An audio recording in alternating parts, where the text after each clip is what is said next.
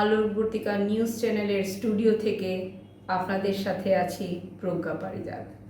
আজকে আমি এই যে স্টুডিওটাতে করতে পারছি বা চ্যানেলটা তৈরি করতে পেরেছি, তার পেছনে যার অবদান সবচেয়ে বেশি, তার নাম হচ্ছে আমার সামাজিক কবি বন্ধু দীপক কুমার বণিক, এবং উনি আমার গুরুদেব। মায়ের পরে ওনাকেই আমি স্থান দিয়েছি। উনি 1 জানুয়ারি 2025 সেই সময় উনি আমাকে বলেছিলেন, একটা পিকনিকে আমরা গেছিলাম একসঙ্গে, পিকনিক থেকে ফেরার পথে উনি আমাকে বলেছিলেন যে প্রজ্ঞা, তোমাকে এবছরই যেভাবে হোক তোমাকে অর্থনীতির দিক থেকে মেরুদণ্ডটা সোজা করে দাঁড়াতে হবে, তোমাকে দাঁড়াতে হবেই এই বছর। তো সময় কেটে যাচ্ছিল, কিন্তু বুঝে উঠতে পারছিলাম না কিভাবে কি করব। তবে এই পুজোটা যাওয়ার পর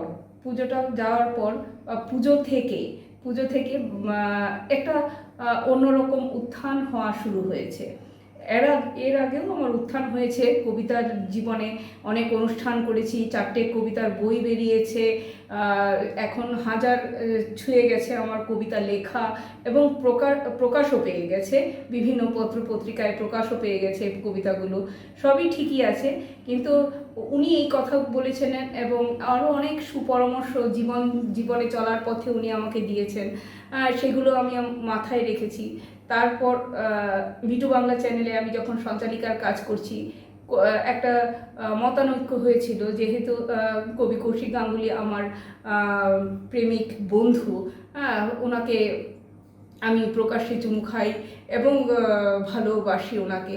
তো সেই নিয়ে ওনার সঙ্গে একটু আমার মতান্তর হয় এবং উনি আমাকে বহিষ্কার করেন। কিন্তু গুরুদেবের আশীর্বাদ তো সবসময় সঙ্গে থাকে। হ্যাঁ, ওটা থেকে বেরিয়ে 22/9/2025 সেপ্টেম্বর মাসে, ওটা থেকে বেরিয়ে আমি সেদিনই আলোরবর্তিকা নিউজ চ্যানেল খুলি কফি হাউসে বসে, এবং আজকে আমার স্টুডিও হয়ে গেছে, আলোরবর্তিকা নিউজ চ্যানেলের স্টুডিও হয়ে গেছে। হ্যাঁ, সেটার জন্য আন্তরিক কৃতজ্ঞতা, ভালোবাসা, ধন্যবাদ, প্রণাম, শ্রদ্ধা সব আমি দীপক কুমার বণিককে জানাই। এবং সঙ্গে আমি কৃতজ্ঞতা প্রকাশ করি কবি কৌশিক গাঙ্গুলিকে, যিনি আমার প্রেমিক বন্ধু, সবসময় আমার সাথে থেকেছেন, পাশে থেকেছেন, ভালোবেসেছেন, এবং সবসময় এখনও মনের জোরটা যোগান যে ভয় পেও না, আমি আছি, বা সবসময়ই আমাকে সাহারা দিতে থাকেন। এবং আলোরবর্তিকা নিউজ চ্যানেল নামটাও ওনার চয়েস।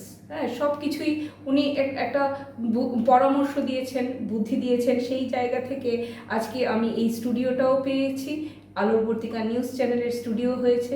সবাই এই স্টুডিওতে যোগাযোগ করতে পারে, নাচ, গান, কবিতা আবৃত্তি, তারপর শ্রুতি নাটক, সব কিছুর জন্য। নমস্কার, ধন্যবাদ, ভালোবাসা, এটা আমার একটা স্বীকারোক্তি।